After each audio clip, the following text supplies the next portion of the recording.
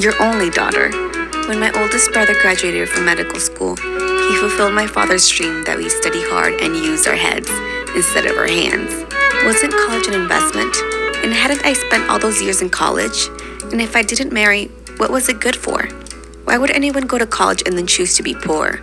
Especially someone who had always been poor. At Christmas, I flew home to San Francisco. So here Sandra is talking and she says that her oldest brother graduated from medical school and he fulfilled her father's dream that he has always dreamed that his sons will work with their heads instead of their hands. Our heads instead of their hands. Why? Because he has always worked with his hands, which is a very hard work. Even now, my father's hands are thick and yellow. Thick and yellow, why? From the hard work stopped by a history. They are thick and yellow because of the history of hammers and nails and twine and coils, twine like the threads and coils of springs.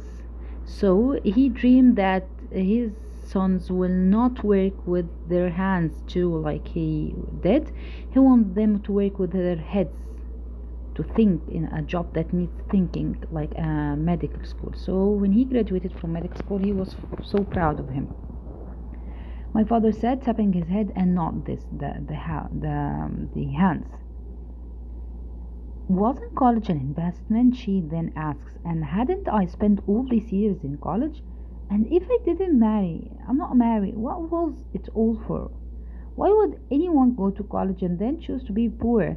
Especially someone who had always been poor. About herself, she talks about herself. And then she would tell us a story that happened with her father, that The house was throbbing, same as always, hot tamales and sweet tamales hissing in my mother's pressure cooker, and everybody, my mother, 6 brothers, wives, babies, aunts, cousins, talking too loud all at the same time. But that's how we are. I went upstairs to my father's. so she describing when she went to her house back. Okay.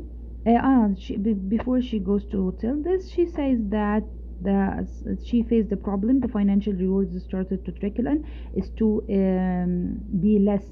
My second national endowment is the money she takes, like scholarship for the arts fellowship, a guest professorship at the University of California, Berkeley. My book with which sold to a major New York publishing house. She sold a book of hers. So national endowment for the Arts Fellowship from down the National Endowment for the Arts, NEA, a U.S. government agency, award money in the form of fellowship to artists and writers. So she published a book, and this book succeeded. So when she flew home at Christmas, she went to Chicago, their house, and the house was throbbing as usual. And hot tamales, the food, and sweet tamales hissing in my mother's pressure cooker, the food her mother cooks. And everybody, my mother, 6 brothers, wives, their boys, their babies, and our aunts and cousins, talking too loud and at the same time like a Fellini film. Fellini film, and the Italian movie director Federico Fellini, famous for his noisy, energetic films. Okay, and she went upstairs to her father's room. One of my stories had just been translated into Spanish and published in an anthology of Chicano writing, and I wanted to show it to him. There was a glass filled with milk on the bedside table. There were several vials of pills and a box of Kleenex. And on the floor, one black sock in a plastic urinal that I didn't want to look at, but I looked at anyway. Pedro Infante was about to burst into a song, and my father was laughing. So she went upstairs to search for her father. One of my stories had just been translated into Spanish.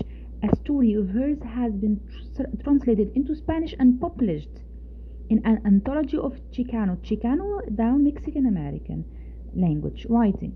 And I wanted to show it to him. She was so proud of herself. She wanted to show him this book. Ever since he recovered from a stroke, he had a heart stroke 2 years ago, and he was like laying in bed and tired and trying to take care of himself. My father likes to spend his leisure time hours horizontally, and that's how I found him, watching a Pedro Infante movie on Galavision and eating rice pudding. Pedro Infante, a popular Mexican film star. Galavision is the cable TV network that features movies and programs in Spanish. There was a glass filled with milk on the bedside, and her father is sleeping on the bed. There were several vials of pills that he takes, and the Kleenex, and on the floor one black sock, okay, a plastic urinal that I didn't want to look at, but I looked at it anyway. Pedro Infante was about to burst into song, and my father was laughing. It's a movie, imagery in non-fiction here. Imagery is a descriptive words and phrases a writer uses. So now you feel that you entered the room with Sandra because she drew for you the image. Which image? The image when she entered the room of her father. What was he watching? So this is the sight. What she was smelling? This is the smell. What was she hearing? The in Petro Infante, he was going to sing. Using the senses and using details like the milk on the side, the sock and the plastic urinal, all of this, she is giving you the image to imagine as if you are there with her. Okay? I'm not sure if it was because my story was translated into Spanish, or because it was published in Mexico, or because the story dealt with the Bellac, the colonia my father grew up in. At any rate, my father punched the mute button on his remote control and read my story. I sat on the bed next to my father and waited. He read it very slowly, as if he were reading each line over and over again. When he was finally finished, after what seemed like an hour, my father looked up and asked, "Where can we get more copies of this for the relatives? Of all the wonderful things that..." So, she was not sure. Is it because her story was translated in Spanish? Because so we understand that her story was translated into Spanish. It was published in Mexico, their hometown, and it was also dealt with Tepic. Tepic is a district in Mexico City where her father was raised there. So she wrote about her father's hometown. But at any rate, my father punched the mute button. He pressed the mute button on his remote control and read the story. He took the story because she went up there to show him the story. He took it from her hand. I sat on the bed next to my father and waited. He read it very slowly, as if he were reading each line over and over. Imagine Sandra's feeling that his father finally is reading one of her books. He laughed at all the right places. That it means that he laughed at all the right places that needs laughing, and read lines he liked out loud. When you like a line, he read them out loud. He pointed and asked question, "Is this so? And is this so?" And yes, I said yes.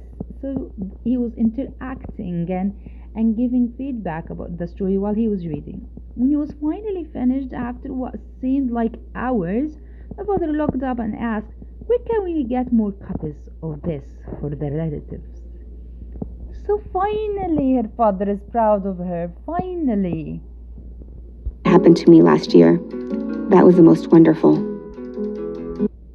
So she says, of all the wonderful things that happened to me, that my books have been famous and I am famous and everything, but this was the most wonderful, that her father is finally proud of her.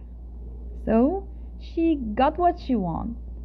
She has reached her dream, that her father is proud and he wants to take her stories and distribute them to the relatives. This is my daughter. This is my daughter. Thank you, girl. See you next period, inshallah, to study Caramello.